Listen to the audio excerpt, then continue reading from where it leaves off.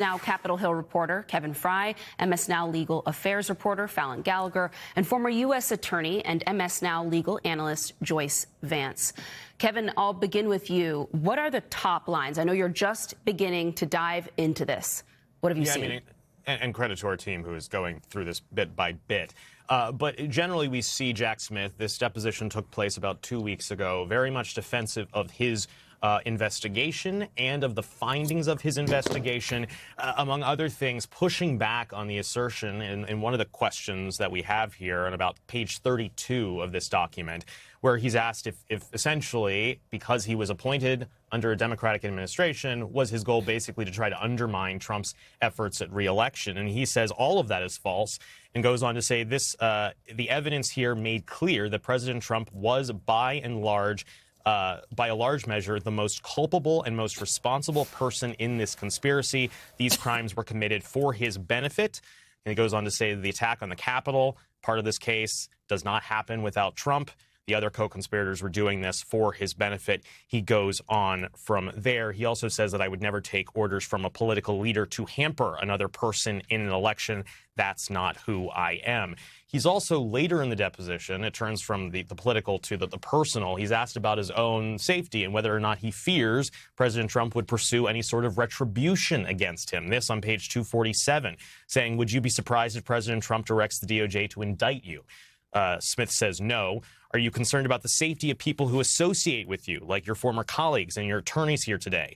I would prefer, he says, if it's all right, not to talk about my safety, because I think doing so could in fact endanger my safety and those of people around me. So a defiant Jack Smith, we expected that going in. This was his attempt to try to push back on the narrative that Republicans have made about these investigations. And it's worth noting that this is the transcribed document. We also have a full video of this that was released of the deposition, a single shot camera on Jack Smith. It lasts more than 8 hours. So we have a chance to actually have this on camera as well. We'll pour through that as we have a chance to. Joyce, as Kevin just spelled out there, we have a team that's going to start going through that video. I'm sure you're going to go through that video yourself any moment now. But I have to ask, is the release, an 8-hour video up on YouTube of this deposition, does that strike you at all as odd, since Jack Smith himself fought for this to be public? He wanted people to be able to watch this live, to see and to hear what he had to say, basically to face the American people, to make his case and explain himself. Republicans did not want that to be the case. So why then release a video if you weren't willing to allow the American people to watch this unfold in the first place? Right. So look, Antonia, everything about this is odd. The fact that the witness who wanted to testify publicly wasn't permitted to. The fact that volume 2 of his report was not released in time for him to testify about it. And everything about this hearing appeared to be a setup, with Jack Smith as the gotcha target for everything that was going on. Anyone who has not learned the lesson of Jim Comey's prosecution, I think needs to take that into account here, that it was in many ways an effort to set Smith up. The public reason that Republicans gave for not doing this testimony in public was that they thought that Jack Smith would use it as an opportunity to grandstand. He did not. Now we have the release of both the video and of the transcript. Of course, it's happening on New Year's Eve. The hope being that this document, which would have come out at some point inevitably, can now be lost in the shuffle of the evening's festivities. I'm sure that we will find a great deal in here to put forward. I would simply say what I've noticed is that Jack Smith is acting, you could characterize it as defiant. I would say that he's acting in the best tradition of prosecutors everywhere. He's owning his case. And before you can indict a case at the Justice Department as a prosecutor, you must believe that you have sufficient evidence to obtain a conviction and to sustain it on appeal. And so we see Smith throughout this testimony demonstrating the strength of the evidence against the president, showing that without Trump's complicity, there would have been no attack on the Capitol, and simply laying bare here how strong that case was. The prosecution was interrupted only by Trump's reelection. The prosecution was delayed by the Supreme Court's ruling on presidential immunity, the public never got to see this case go to trial, never understood how well developed the evidence was.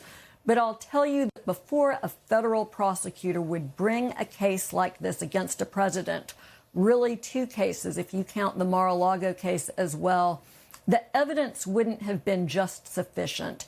It would have had to have been overwhelming for Jack Smith to put the Justice Department's reputation on the line like this. Fallon, you have the somewhat unenviable job of going through all of the documents of the many cases tied to not just this current administration and Trump's current retribution campaign, but the continued fallout of his last term in office. And I'm wondering if you can talk a bit about some of the patterns you see, both in what we're just seeing here from Smith's deposition, but also when you see the way that lawmakers are metabolizing the Epstein information, James Comey's case, Tish James, and so on. Yeah, I mean, I think what really stands out to me in this transcript that we're still going through right now, there's a few things, and they all have to do with some of those other cases and scenarios that you mentioned. First of all, the House Judiciary Committee asked Jack Smith point blank whether or not he sees the Supreme Court decision that granted President Trump immunity as an exoneration, and he very flatly says no, it did not. So that's really interesting to see how that's going to play out in the future. Another thing that stood out to me from this specific transcript is that, he says, my eyes are wide open. I fully expect that President Trump will come after me. And that is in the same vein as what we're seeing with James Comey, with Letitia James, and all of these other perceived enemies that the president's Justice Department has been targeting this administration in its first year alone. The other thing that is particularly notable here, and Joyce was talking about this earlier, is the amount of evidence in this case. And I think the biggest headline here, from what I've seen so far, is that Jack Smith says that he has proof beyond a reasonable doubt that President Trump interfered with the election and that he would have been successful in prosecuting both that case in the Southern District of Florida and in D.C. And as we were saying earlier, neither of those cases were able to go to trial or fully move forward because of President Trump's election. And so all of these pieces here tie together, but there is certainly a lot of revelations in this transcript alone. Antonia? Kevin, are we hearing from any members of Congress? Are they starting to react to this release? And, you know these people, you chase them down the hallways every day. How do you expect they are